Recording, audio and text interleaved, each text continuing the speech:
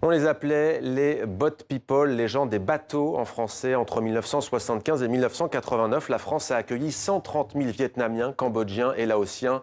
Karine Mélin retrace leur parcours dans un livre et sur notre plateau. Bonsoir. Bonsoir. Soyez la bienvenue sur TV5 Monde. Vous êtes l'auteur, l'autrice de ce livre qui a pour titre « Les réfugiés du Mékong », le plus grand fleuve de la région, cambodgiens, laotiens et vietnamiens en France. C'est aux éditions du Détour dans la collection Venus d'ailleurs. Peut-être rappelez-nous d'abord pourquoi est-ce que ces centaines de milliers de personnes, 130 000 qui sont arrivées en France, ont fui la région et leur pays? Alors, si on cherche une date un peu phare, il y a eu 1975 et 1975, c'est la prise de pouvoir de régimes qui se réclament du communisme et qui sont, dans leur mise en application, très autoritaires, voire dictatoriaux, au Cambodge, au Laos et au Vietnam. Notamment les Khmers rouges au Cambodge, qui ont commis un génocide de quasiment 2 millions de personnes. Voilà, sur 7-8 quand comptait le pays avant leur arrivée. Et donc ça, c'est la date phare. Et en même temps, ils quittent aussi des États qui étaient déjà très largement détricotés par la colonisation, la décolonisation, puis la guerre du Vietnam qui avait aussi déjà créé des fortes scissions au sein du pays, appauvri, affaibli les populations, etc. Donc c'est aussi c'est la continuité de tout ça, puis ces gouvernements particulièrement durs qu'ils fuient à ce moment-là. Alors une question avant que je l'oublie, étaient-ils francophones pour la plupart? C'est peut-être une idée reçue, puisque vous avez parlé de colonisation, il y a eu l'Indochine, bien entendu, dans ces 3 pays notamment. Pas tous francophones, forcément? Alors, pas tous francophones, parce que certains étaient plus proches des administrations françaises et ont pu partir. Une partie des élites aussi, qui étaient proches des administrations françaises, avaient déjà quitté le pays au moment de la fin de la colonisation française. Et puis, il y a aussi plein de ruraux qui n'étaient pas forcément lettrés, qui ne parlaient pas forcément le français, et qui se retrouvent aussi dans ces réfugiés. C'est d'ailleurs une de leurs singularités, c'est qu'ils ont ce sont à la fois des milieux aisés et des milieux populaires qui se retrouvent dans ce même exode et dans ce même exil forcé. Comment s'est passé ce trajet? Les images faisaient déjà à l'époque le tour du monde. Il n'y avait pas les réseaux sociaux, bien entendu, mais c'était des voyages longs, en bateau, entassés?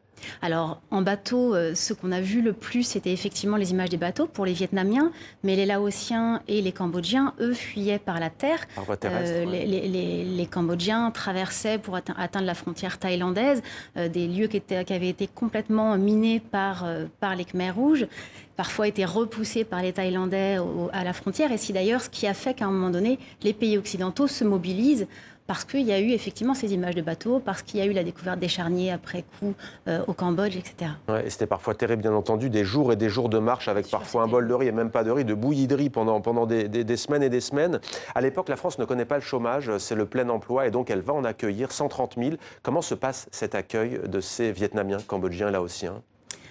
Alors, je relativiserai un tout petit peu. En 1974, donc juste avant, il y avait la suspension de l'immigration de travail. Ce qui voulait dire que déjà on était sur les prémices de la crise économique qui, habituellement, finit par désigner, on va dire, l'immigration comme en partie fautif de ce qui se passe là. Donc, mais eux relevaient de la Convention de Genève, ont été reconnus comme réfugiés massivement. Et donc l'État a décidé de les accueillir sur le territoire, d'aller les chercher dans les camps en Thaïlande et décider d'un quota qu'il allait faire venir régulièrement tous les ans jusqu'à la fin des années 90. Ouais, il faut se rappeler le contexte. Roger Roger Giquel à la télévision appelle à la solidarité. Les partis politiques sont divisés. Jean-Paul Sartre dira même si ces citoyens ne sont pas de mon bord politique, il faut les accueillir. On voit quand même que c'est encore très sensible politiquement. Dans quelle région de France vont-ils arriver? Alors, ils vont arriver d'abord en région parisienne, puis être dispersés un petit peu partout sur le territoire français. C'est aussi ce qui a été une des singularités, c'est-à-dire que l'État a coordonné l'accueil centralisé, etc. Ouais. Puis a coordonné toutes les initiatives qu'il y avait, parce qu'il y avait aussi une vraie mobilisation citoyenne. C'est-à-dire qu'il y a eu une vraie volonté politique qu'on ne retrouvera pas par la suite, et couplée avec une mobilisation citoyenne, l'une et l'autre se nourrissant. Et donc, l'État a coordonné tout ça, ce qui fait qu'ils ont pu arriver un peu partout sur le territoire français. Alors, ils ont bénéficié d'un a priori positif lié à l'émotion provoquée par leur tragédie. Et puis, il y a eu cette image des Asiatiques qui arrivent, travailleurs, discrets, qui ne font pas d'histoire, si l'on peut dire entre guillemets, des réfugiés modèles. Est-ce que c'est un mythe? Et est-ce que ça s'est avéré plus compliqué qu'on veut bien le croire pour eux? Alors, je ne sais pas ce que serait un réfugié modèle. Ce qui est sûr, c'est que l'État français a mis les conditions, a tout en tout cas mis pour que ça se passe le mieux possible.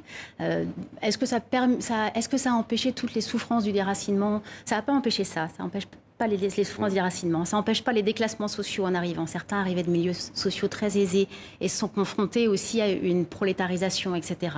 Ça n'a pas empêché les difficultés parfois au sein de la famille à se faire entendre, à trouver un écho entre ce que disent les parents et puis la société française. Et encore aujourd'hui, le racisme qui revient, on le voit avec les descendants de ces femmes et de ces hommes avec le coronavirus. Ça n'a pas empêché certaines formes de racisme, mais parmi les immigrés, finalement, ça les a placés comme étant les bons immigrés. Et il y a eu peut-être un pouvoir performatif, c'est-à-dire que ça a fini par construire aussi la réalité que ça avait